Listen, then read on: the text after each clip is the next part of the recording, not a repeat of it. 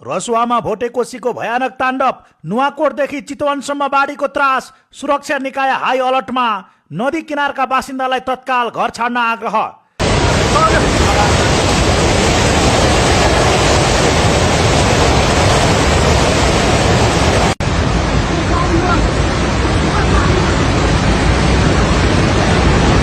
भोटेकोसी नदीमा पानीको बहाव अत्याधिक बढेपछि रसुवा जिल्लाको सीमावर्ती टिमुरे भन्सार क्षेत्रमा ठूलो बाढी आएको छ। धुन्चे तर्फबाट लेदो सहित आएको भीषण बाढीका कारण टिमुरे र आसपासका क्षेत्र प्रभावित भएका छन्। प्रारम्भिक जानकारी अनुसार बाढीले टिमुरे भन्सार क्षेत्रका केही भौतिक संरचनाहरूमा क्षति पुर्याएको छ। भन्सारका संरचनाहरू बाढीले बगाएको खबर आए पनि घटनाबाट भएको सम्पूर्ण क्षतिको आधिकारिक र यकिन विवरण सङ्कलन भइरहेको छ।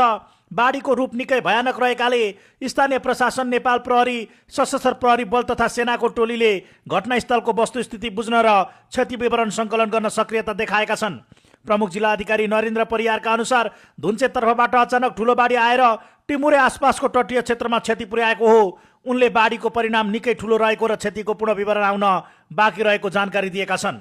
भोटेकोसीमा आएको भीषण बाढी र नदीको जलसतह अनपेक्षित रूपमा वृद्धि भएपछि जिल्ला प्रशासन कार्यालय रसुवाले नदी तटीय क्षेत्रका बासिन्दाहरूका लागि सार्वजनिक अपिल जारी गरेको छ। भोटेकोसी तथा त्यससँग जोडिएका तल्लो तटीय क्षेत्र भएर बग्ने त्रिशुली नदी आसपासका जिल्लाहरूलाई उच्च सतर्कता अपनाउन आग्रह गरिएको छ, जसमा रसुवा, नुवाकोट, धादिङ, गोर्खा र चितवन रहेका छन्।